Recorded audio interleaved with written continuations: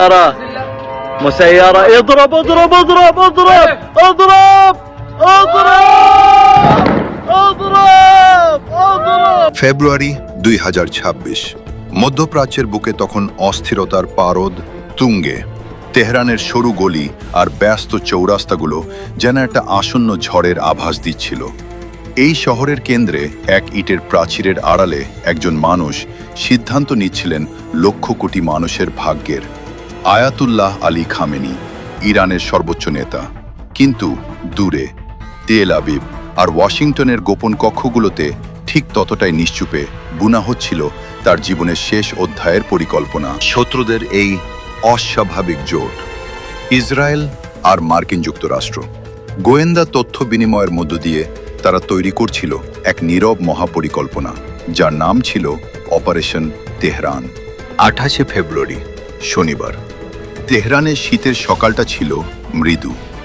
গত 4 দশক ধরে প্রতিদিনের মতোই ভোরের নামাজ শেষে খামেনি প্রস্তুত হচ্ছিলেন তার কার্যালয়ে যাওয়ার জন্য। তার দেহরক্ষীরা জানতেন দিনটা রুটিন মাফিকই যাবে। নেতার সকাল শুরু হয় কর্মকর্তাদের প্রতিবেদন দেখা দিয়ে, কিন্তু কেউই জানতেন না এই সকালটাই হবে তার জীবনের শেষ আলো দেখার সকাল। স্থানীয় সময় সকাল 9:15। খামেনির গাড়িবহর ঢুকে পড়ে তার কার্যালয়ের মূল ফটকে। চারপাশে চোখ রাখা স্নাইপাররা, সিসি ক্যামেরার লাল বাতি জ্বলজ্বল করছে। চেহারায় স্বাভাবিক গাম্ভীর্য নিয়ে তিনি ঢুকলেন তার কাজের কক্ষে। বাইরে তখন দুনিয়া জানে না এই কক্ষেই ইতিহাস লেখা হবে রক্তের অক্ষরে। সকাল 9:48। নীরবতা ভাঙল চিরতরে। তেহরানের আকাশে দেখা গেল এক ঝাঁক লৌহ মানবের। ইসরায়েলি F-35 এবং মার্কিন B-52 বোমারু বিমান। তাদের গন্তব্য এই একটি মাত্র বাড়ি।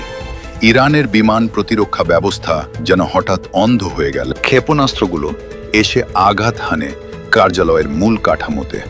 একটি নয়, পরপর 3টি বিস্ফোরণ। ধাম ধাম ধাম। কংক্রিটের দেয়াল মুহূর্তে ধূলিসাৎ। নিরাপত্তা কর্মীরা কিছু করার আগেই দ্বিতীয় ঢেউ এসে ভাসিয়ে নিল সবকিছু। ভেতরে সেই কক্ষে যে মানুষটি গত 37 বছর ধরে ইরানকে শাসন করে এসেছিলেন, তিনি তখন একা। তার চারপাশে দেয়ালগুলো ফেটে চৌচির। শেষ মুহূর্তে তিনি কি দেখেছিলেন? নিশ্চয়ই আগুন আর ধ্বংসের এক অন্ধকার প্রতিচ্ছবি। এই একটি হামলায় শুধু খামেনি নন, প্রাণ হারান তার মেয়ে, জামাতা এবং ছোট নাতি, যারা সেদিন তাকে দেখতে গিয়েছিলেন। তাদের সঙ্গী হন আরও কয়েকজন শীর্ষ সামরিক কর্মকর্তা।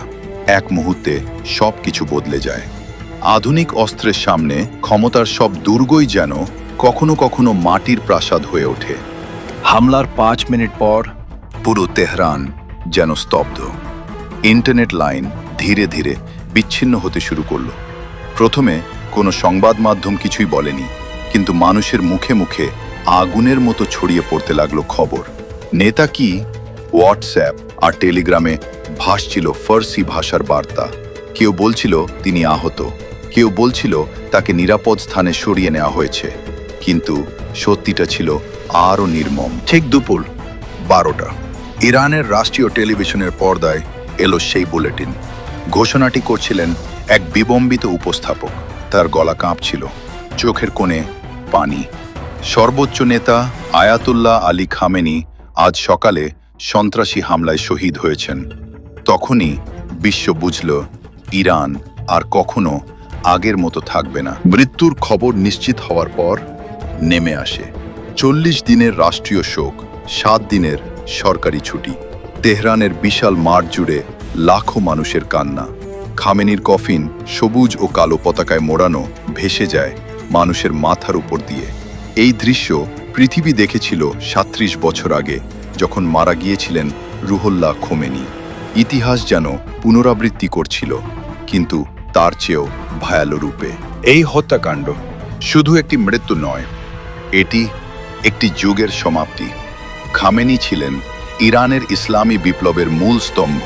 তার মৃত্যুতে ইরানের ভেতর ক্ষমতার শূন্যতা তৈরি হয়েছে, যা পূরণ করতে গিয়ে রক্তক্ষরণ হতে পারে।